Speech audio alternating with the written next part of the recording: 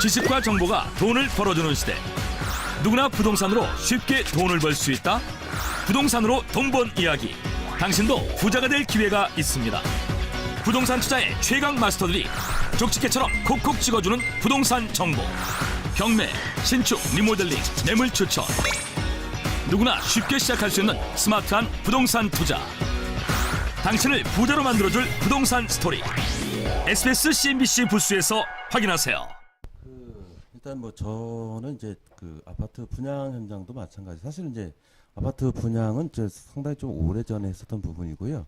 근데 강남 쪽에 이제 부동산 쪽에 이제 몸 담으면서 전체적으로 지금 뭐 그 몇 개 지역, 뭐 개포동이라든지 반포라든지 이게 부동산 재개발 재건축 쪽에 어떤 상황들, 그리고 이제 사실 이제 강남 쪽에 신규로 그 분양하는 아파트는 사실 크게 많지 않았습니다.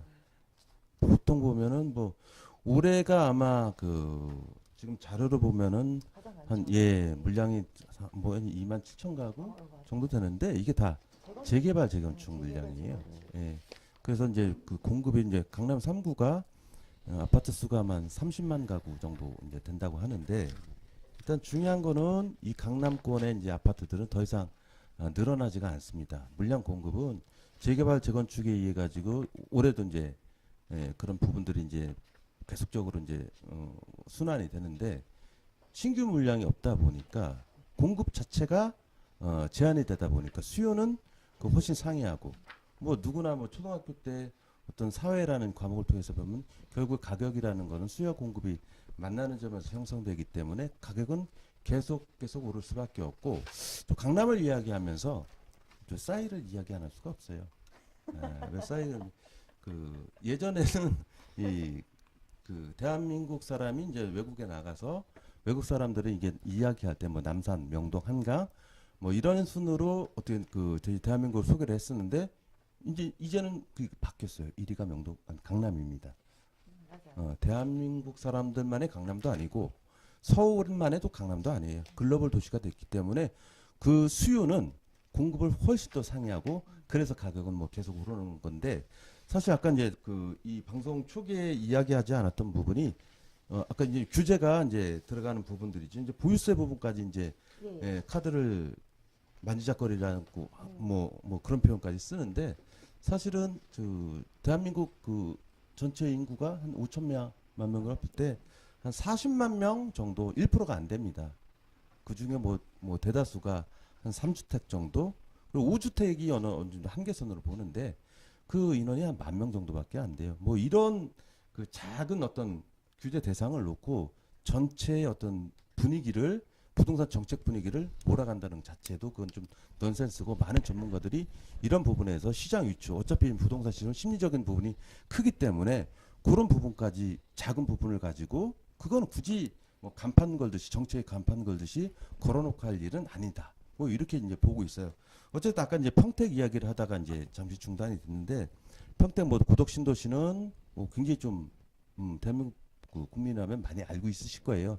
삼성전자가 이미 뭐 세계 최대 규모로 들어가 있는 부분이기도 하고, 그 다음에 이제 약간 뭐 화성은 아니죠. 동탄 신도시 같은 경우에도 이 신도시기에 상당히 많은 물량이 공급이 됐는데, 서울에 있던 투자가들이 상당히 좀 많이 한 걸로 알고 있어요. 근데 이런 그 다주택 규제나 어떤 대출 규제 이런 부분이 돼갖고, 사실 동탄까지 가신 분들은 다주택자라고 보이기에는 조금 애매하게 한 2주택 정도 그런 분들이 사실 많이 투자를 하셨는데, 다주택 어떤 그 범위에 걸려가지고 물량을 내놓는데 서울 걸 내놓을 수는 없어요. 이 시장에서 시장에서 그래서 뭐 똘똘하나라는 어떤 그 되게 상징적인 언어로 그걸 표현했는데, 시장 자체 분위기가 그러다 보니까 이쪽 동탄 쪽에 내려가 있는 어떤 부동산 쪽을 통화를 하더라도 역세권과 가장 입지가 좋지 않으면은 이미 분양가 밑으로 매매 가격이 이제 그 시가 좀 형성하고 있다라는 이제 전언을 전해주고 있어요. 근데 앞으로도 이제 이런 그 추세가 적어도 이제 문재인 정부 내는 계속 될 것 같아요. 좀 완화는 될 수는 있겠지만은 어차피 부동산 활성화라는 그 어떤 그 카테고리는 이 정부 내에서는 없을 것 같습니다. 그래서 이제 저도 이제 고민을 하는 부분이 사실 이제 그 아파트에 관련돼 가지고 통화를 하는 부분이 가끔 있습니다. 그럼 어느 쪽이 뭐 좋냐, 유망하냐. 근데 이제 딱히 이게 정확하게 이제 진단을 못 내리는데 이분들이 저한테까지 전화가 올 정도면 그렇게 돈이 많지는 않으신 분들이에요. 그래서 뭐 상담을 해오시고 그런데 어쨌든 지금 상태에서는 아파트라는 주택 개념이라는 실소유자냐 아니면 투자 목적이냐 뭐 이런 거 이제 갈려서 뭐 얘기할 텐데 실거주라면은 어쨌든 직장이라든지 지금 그 아이들이 다니는 학교 주변 그리고 교육 여건이 좋은 그리고 일자리가 가까운 부분에 꼭 크지 않더라도 아파트 형태를 갖지 않더라도 서울 인서울 안에 있으면은 그래서 한번 좀 적극적으로 왜냐면 그 돈을 가지고 강남권에 가까운 아니면은 뭐 아까 뭐 자료에서 뭐 저 권 팀장님이 이 그 방송 전에 저희한테 자료를 보내주시니까 봤더니 뭐 권역별로 해가지고 이렇게 그 섹터를 정해놓은 게 있더라고요. 그게 아주 굉장히 좋은 데이터 같아요. 뭐 데이터가 있었으면 한번 올려드렸을 텐데 그 순서대로 하자면 뭐 어쨌든 그 서울 시내 25개 권역도 이제 순서가 10개 권역까지 따지면 그 권역에 가까운 거 그리고 뭐 강동권 특히 이제 마지막 신도시라고 했던 뭐 다산이라든지 뭐 미사 아직까지는 그리고 위례 같은 데도 너무 가격이 매매가가 이제 서울 그 송파구나 강동구 수준으로 올랐기 때문에 접근하기가 상당히 좀 어려우실 거예요. 결국에는 그 세법적인 부분을 차치하더라도 이 대출 규제 때문에도 이거 굉장히 좀 어려운 부분이 있지 않을까. 그리고 제가 좀 아쉬운 부분들이 사실은 있는데 그 2015년도 뭐 16년도 아까 이제 그 부동산 텀을 이야기했을 때 그때 준비했던 물량들이 사실 지금 입주가 돌아오고 있습니다. 그 물량 중에서도 선택을 하시면은 굉장히 좋은 아이템 그리고 접근성하고 교육 아까 말한 그런 인프라들이 구성된 데가 좀 있어요. 그걸 위주로 좀 선택의 어떤 그 폭을 좀 좁혀서 안정적으로 좀 긴 호흡으로 가시는 게 좀 어떨까라는 생각이 듭니다. 아마 많은 분들께서 지금 보시는 분들께 조금 도움이 되시지 않았나.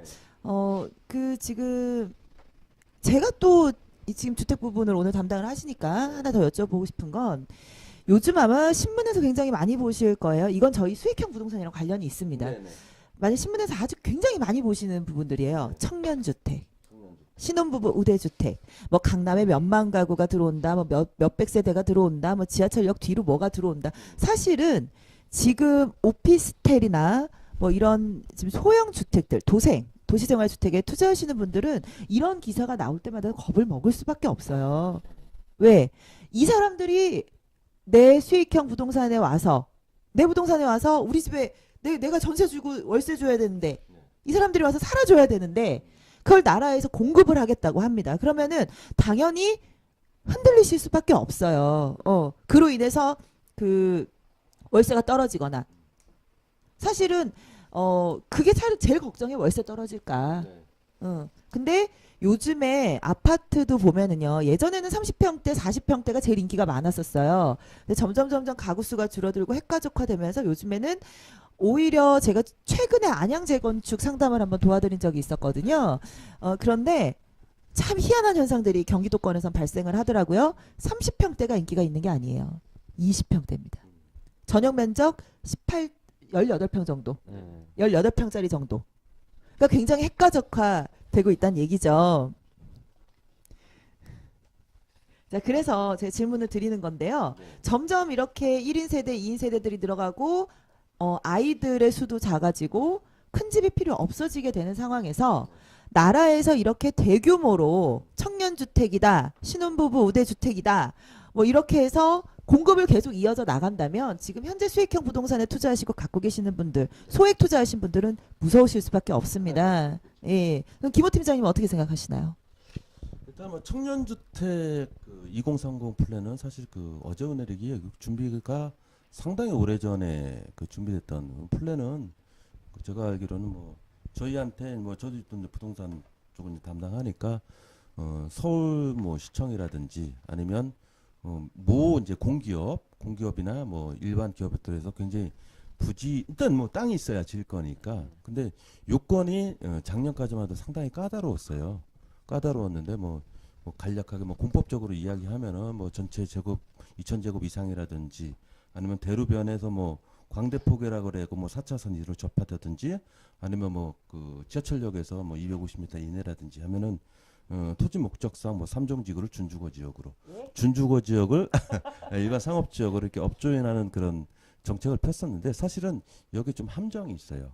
어떠하냐면 그런 땅들은 이미 많은 민간업자들이 이미 보유를 하고 있고 주택이 목적이 아닌 일반 상업용 건물을 하다 보니까 굉장히 가격도 좀 비싸고, 그리고 서울시에서 요구하는 어떤 그 임대 목적으로 이제 용적률을 주는 대신에 가져가는 부분들이 있는데, 사실은 민간업자라는 거는 수익 발생을 목적으로 해서 어떤 그 사업의 접근성을 확보하려 하기 때문에 이런 땅이 사실은 별로 없었습니다. 근데 작년을 기점으로 좀 완화됐다고 하는데, 이런 부분도 어차피 부동산 공급은 제가 말씀드린 텀이라는 게 있습니다.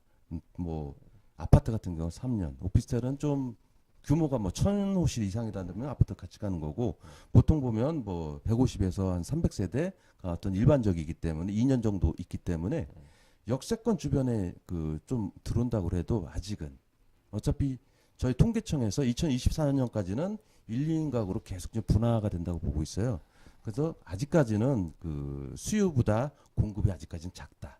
그래서 그런 어떤 시장의 변화를 대비할 수 있는 시간은 아직은 충분하다라고 이제 말씀드리고 싶습니다. 대신에 제가 한 가지 이제 포인트로 하면서는 요즘에 이제 공급되고 수분양자죠, 투자가들이 선호하는 주거 구조들이 있어요. 워낙 지금 뭐 제가 이제 자료상으로 봤지만 오피스텔이 이제 2010년도에 이제 몇백의 개정령을 거쳐가지고 집중적으로 공급했던 시기가 2014년부터 17년까지였습니다. 마곡에 뭐 10,000개 넘게, 미사에 10,000개 넘게, 뭐 수도권에 대해서 굉장히 많이 공급이 됐는데요.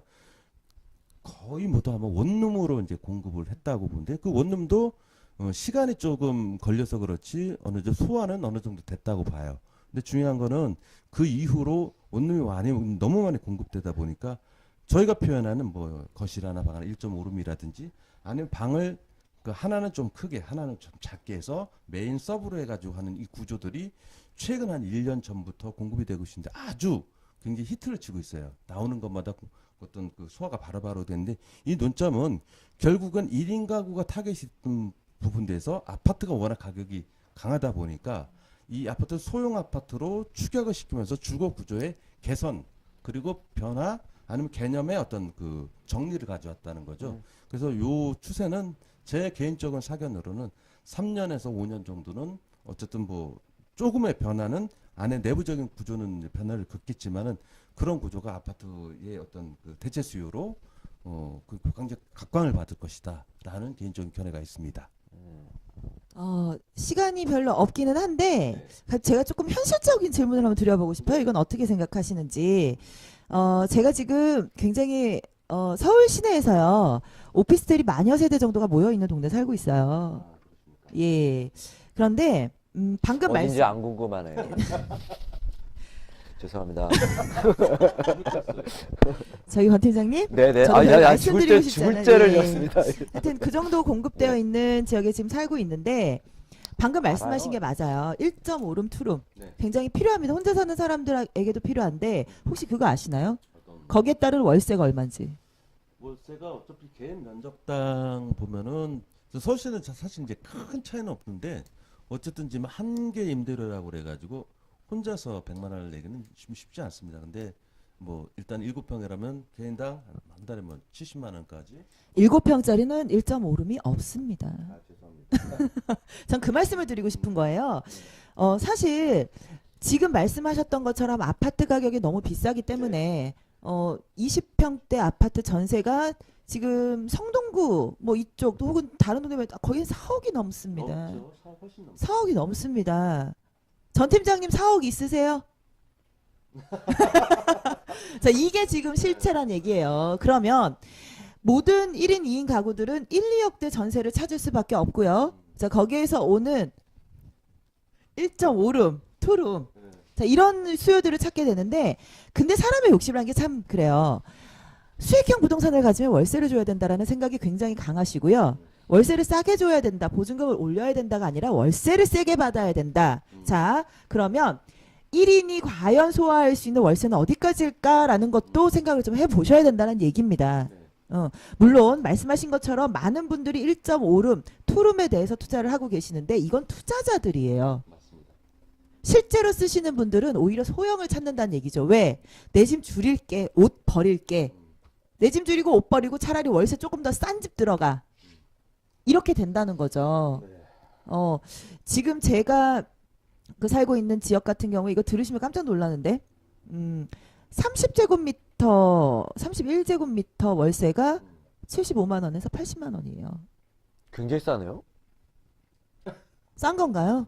여긴 좀 비싸다는 그 표현으로 전용 면적 30제곱미터라는 거 아니에요? 예. 이야. 10평, 9평. 뭐 제가 굉장히 고급진 동네에 사신다고 알고 근데 있는데 이런 얘기 충분히 나올 수 있는데 그 30제곱 제가 잠깐 착각했어요. 30제곱이면은 8평? 8평, 9평 되는 거죠. 9평인데 강남권역에서는 지금 이쪽 뭐 중구도 마찬가지고 전용평당 한 8만 원, 9만 원, 10만 원까지 나오는 그런 시장은 그렇습니다. 근데 지금 거기서 사는 사람들이 누구냐를 생각을 해본다면요. 사실은 굉장히 버거운 그렇죠. 상황이죠. 아까 우리 그 방송 전에도 잠깐 이런 얘기를 했었습니다. 팀장님과 셋이 이렇게 얘기를 했었는데 지금 현재 우리나라의 1인 평균 소득이 아까 얼마였다고 350 오늘 발표된 거 보면은 그 작년에 347만 원, 올해 340만 원, 6만 원 정도 줄었습니다. 오히려 지금 계속 줄고 있고 그 취업을 준비하시는 분들은 늘어나고 있고 사실 그건 평균치죠. 평균치죠. 평균치죠. 평균치라는 거예요. 자, 그런데 계속해서 이 1인 가구들에 대한 부분이 늘어나는 건 좋지만 네. 월세가 올라감에 따라서 많이 버거워하는 세대들이 생길 수가 있다라는 게 사실은 굉장히 현실적인 문제거든요. 그래서 저는 오히려 공급이 조금 더 늘어도 된다라고 보는 사람입니다. 네, 저도 마찬가지입니다. 단 지가가 있기 때문에 아까 제가 말씀드렸던 것처럼 좀 그런 건 한번 생각을 해보셨으면 좋겠어요. 수익률이냐? 아니면은 좀 가지고 있다가 팔았을 때 지가 상승이냐? 이거에 대한 거는 확실하게 수익형에 대해서는 좀 감안을 하셔야 된다는 거고, 그리고 한 가지만 더 지금 몇 분 남지 않았는데 제가 좀 이야기를 나누고 싶은 게 있어요. 이건 좀 어떻게 보면 중요한 얘기거든요. 이제 간단하게 하자고요. 중요한 얘기니까 뭐 시간을 좀 넘기더라도 괜찮습니까, 전 팀장님? 네, 그렇습니다. 네. 내보자. 예. 아까 우리 김호 팀장님께서 그런 얘기 해주셨어요. 똘똘한 하나. 과연 똘똘한 하나가 뭘까요?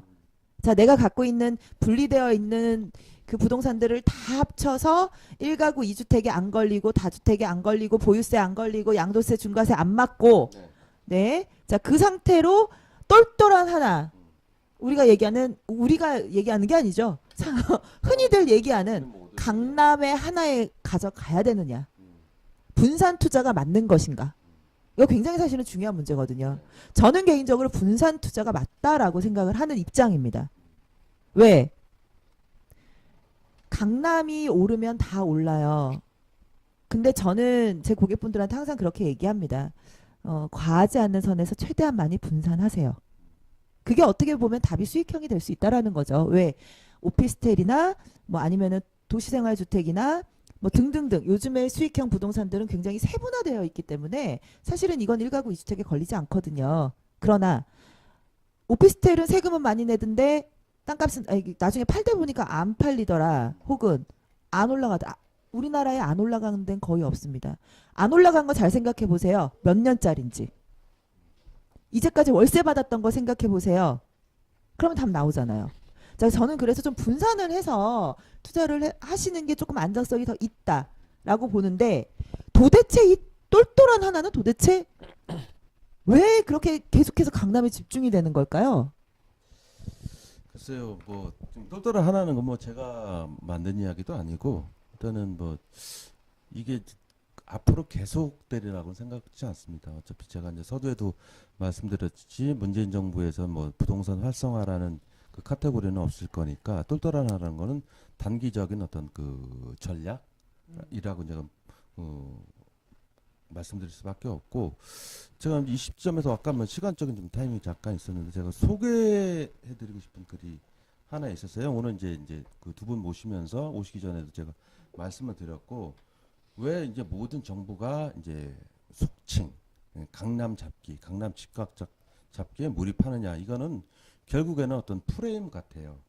결국에는 어차피 저희가 이제 사회주의 경제나 공산주의 경제, 자유경제주의이기 때문에 개인의 노력의 여하에 따라서는 어떤 뭐 부를 측정하는 그 뭐 축적하거나 아니면은 계속적으로 이거를 부의 확대를 하는 거는 죄악이나 범죄는 아니라고요. 근데 어떤 사회적인 분위기를 보면은 정부 자체 내에서 그런 것 좀 유도하는 게 아닌가. 그래도 그 결국에는 그 계층 간의 어떤 갈등이라든지 지역 간 갈등을 더 부추기 하는 어떤 촉매제로 또 활용하는 이런 부분에 있어서 굉장히 제가 좀 아쉽고 또 우려를 표할 수밖에 없는데 아까 이제 자료를 제가 잠깐 들었는데 어디 갖다 놓으셨나 봐요. 근데 여기 이제 글이 어떻게 지금 돼 있냐면은 굉장히 좀 아주 공감 가는 내용이에요. 어차피 집값이라는 거 수익형 부동산도 사실 마찬가지. 저희가 말하는 입지, 자리, 위치라는 건 결국에는 뭐 예전에는 어떻을지 몰라도 뭐 그 세월의 변화에 따라서 선호도가 좀 달렸는데 요즘에는 어쨌든 그 주택은 주택이 또 뭐 수익형 부동산 마찬가지지만 교통 부분, 그 다음에 이제 교육 부분, 그 한 가지를 더 추가하면 일자리 부분인데요. 강남이 그 집값이 오를 수밖에 없는 이유, 상가가 오를 수밖에 없는 이유, 아니면 부동산이 오를 수밖에 없는 이유는 이 세 가지를 모두 다 그 저희가 뭐 사람들이 살아가는데 가장 최고의 인프라를 다 집중을 시켜놨고 거기 밑쪽 뭐 이제 여기 이제 판교라고 있는데 판교에 전 정부부터 해가지고 지금 뭐 벤처 1, 2, 3 해가지고 10만 개 일자리를 몰빵을 시켰다라는 표현으로 했는데 굳이 이럴 필요가 있느냐. 그렇죠. 예, 그래서 제가 사실은 그 대기업 다니면서 처음으로 발령받았던 데가 이제 노원구 쪽이었습니다. 이쪽 부분에 예전에 의정부라든지 포천, 양주, 동두천 쪽이 상당히 활기가 있었어요. 근데 아시다시피 2018년 12월 30일까지 동두천, 의정부에 있던 미군 부대들이 전부 이제 평택으로 전부 다 이전하게 돼요. 용산에 있는 미군들도 마찬가지고. 근데 용산은 어차피 이제 그 서울에 25개 권역을 하면서 강남 순서를 이렇게 정하겠습니다. 강남, 서초, 그다음에 송파인데 송파하고 비근한 어떤 그 부동산적 지위를 갖고 있는 데가 또 용산입니다. 그래서 미군들이 철수는 아니죠. 평택 쪽으로 전부 다 이전을 한다고 해도 끄떡없고 오히려 더 호재가 될 수 있는 그런 반대급부적인 그 입지인데 위쪽은 어떻게 할 것이냐. 결국에는 회천 신도시나 옥정 신도시를 만들어 놓고 이거를 쭉 한번 가보시면 알겠지만 거의 네바다주 사막이랑 다름없습니다. 삭막합니다. 위쪽으로 양주 동두천 정말 삭막해요. 택지지구를 조성을 했으면 거기에 대한 인프라도 같이 따라가야 된 거지. 이거 정부는 예전 정부에서 했다고 해도 지금 정부에서 이거를 나몰라라 한다는 것은 굉장한 오류이고요. 미래를 위한 어떤 그 투자에 의해서 굉장히 좀 잘못되지 않았나. 이런 부분을 좀 강조를 드리고 싶어요. 그리고 밑에 부분에 이제 오면은 역시 이제 그 강남 부분에 대한 얘기를 하고 있는데 재건축에 대한 이야기가 안 나올 수가 없거든요. 이거는 뭐 저희 이야기는 아닙니다. 근데 뭐 정책적인 오류였다면은 지금 뭐 초과이익 환수제라든지 어떤 보유세 양도세 부분 이렇게 가다 보니까 오늘 신문에 나왔습니다. 뭐 압구정 제3 특별구역 같은 경우에는 그냥 1대1 재건축으로 가겠다. 그러면 뭐 임대주택 의무 보유도 안 해도 되고, 예, 분양물권 그리고 보유세나 초과이익 환수 이런 전혀 신경 쓰지 않을까. 근데 여기서 어떤 오류가 있냐면은 주택의 공급이 이제 정체된다는 거죠. 그럼 가격은 또 계속 오르면서 가격 차이가 1억, 2억 차이 때는 사실 큰 피부적으로 와닿는 건 없어요. 근데 30평대 아파트가 20억 이상을 돌파한다? 굉장히 큰 문제입니다. 그럼요. 예, 서울시는 이제 평균 아파트 가격이 2010년도, 13년도 요 정도 되는데 6억 정도로 봤었는데 2017년까지 이 1억 정도 더 오를 때 7년이 걸렸습니다. 근데 2018년도에서 16년, 17년도에서 8억을 하는데 1년밖에 걸리지 않았고요. 문재인 정부 출범하고 이제 1년이 아직 안 됐습니다. 이제 정부 내 오른 가격이 한 7,700만 원 정도라고 하는데 앞으로 더 촉발되는 계기가 될 수 있는 여지를 지금 정책 내에서 충분히 포함하고 함유가 있다는 것은 굉장히 좀 우려스러운 좀 아닐 수 없습니다. 어쨌든 이런 부분을 이제 우려하면서 요 정책을 조금 더 완화하고 결국에는 예전 저희가 이제 이소우화에 있던 것처럼 어떤 그 외투 벗기기라는 부분에 대해서 바람을 아무리 세게 불어도 그 외투를 잡고 가지 결국에는 이 외투를 벗기는 따뜻한 햇살이었습니다. 이 정책이 결국에는 시장 전체를 아우르는 정책이 되죠. 어떤 한 부분에 대해서 집중하고 옥죄고 이걸 압박해서 어떤 뭐 이게 싸움이 아닙니다. 전체 부동산 전 미래를 보고 끌어가는 부분이기 때문에 이런 부분은 전체적으로 좀 감안해야 된다라고 하는 게 좀 오늘 제 생각입니다. 제가 이 김호 마스터님의 생각을 잘 정리를 한 건지는 모르겠지만, 어쨌든 지금 강남이라는 이곳이 계속해서 뜰 수밖에 없는 이유는 모든 인프라가 갖춰져 있기 때문이라는 거죠. 근데 지금 저도 마찬가지로 동감을 하는 게 잘 됐다라는 신도시를 보면 모든 인프라가 갖춰져 있습니다. 네, 맞습니다. 아파트, 상권, 그리고 교육시설까지. 일자리까지. 그렇죠. 일자리까지. 여러분들께서 일기 신도시는 다 잘 됐어요. 네. 시간이 오래 걸리긴 했지만 네. 일기 신도시 아시는 대부분이 분당, 판교, 일산, 예, 그저 뭐 평촌. 예.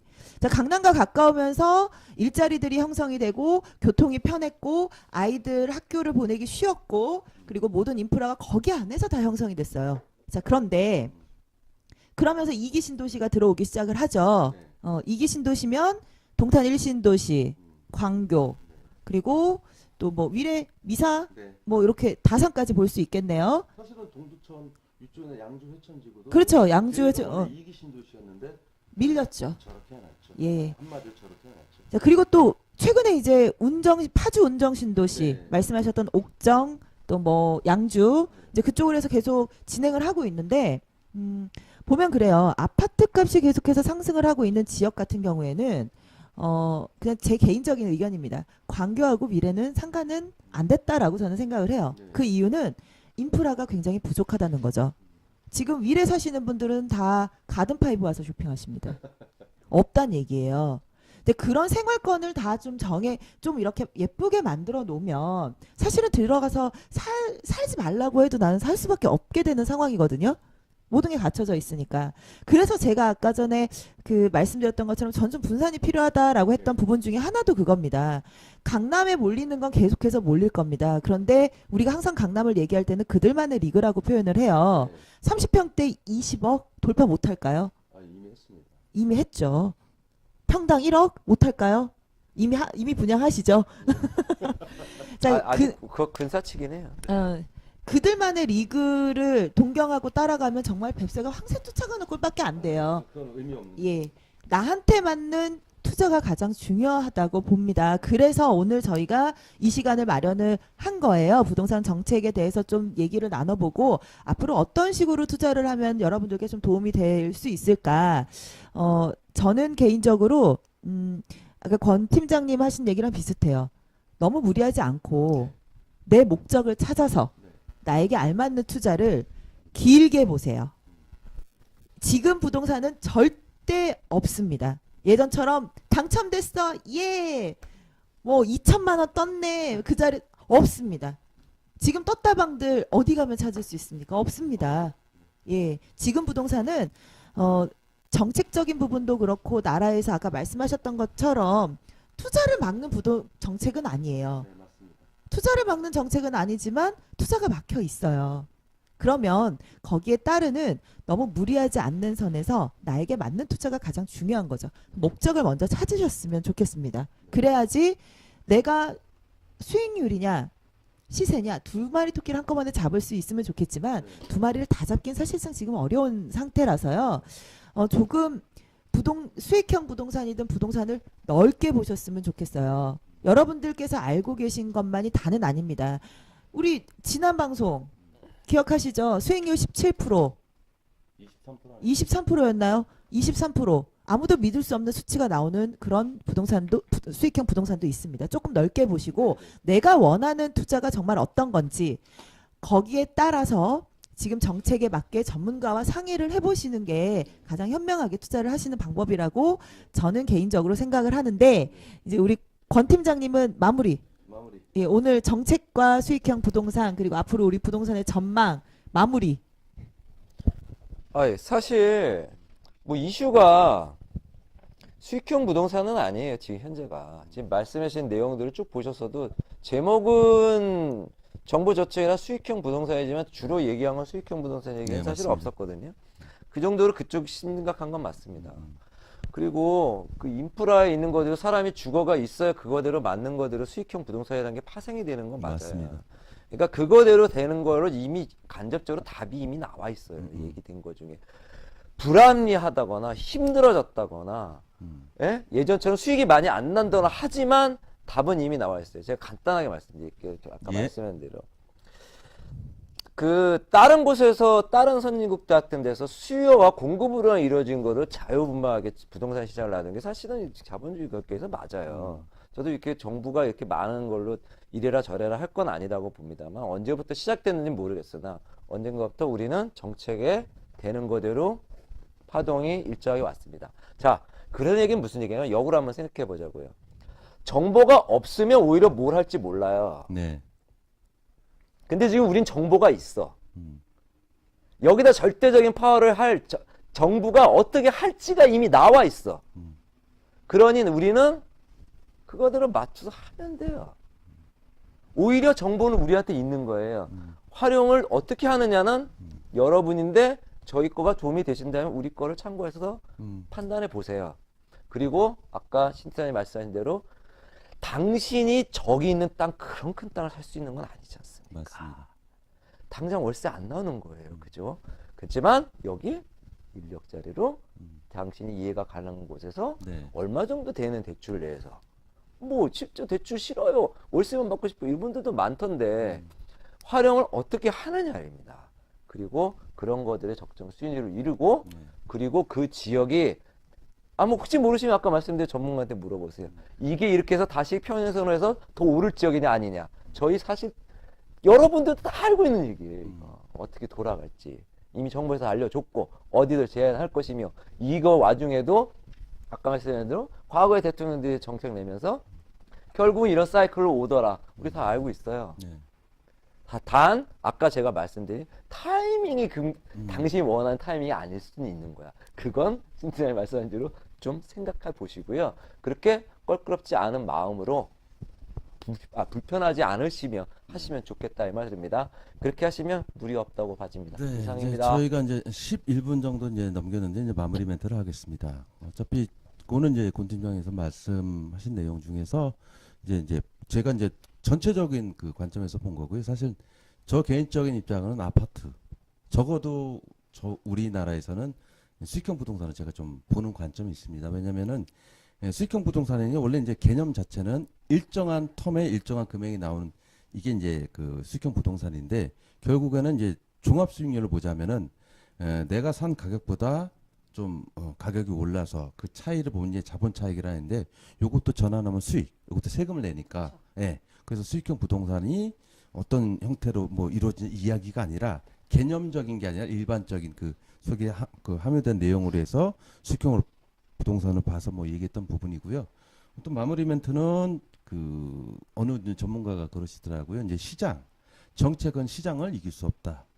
단기적인 어떤 방향성은 제시해 주지만 아까 이제 권투장 하신 말씀은 똑같습니다.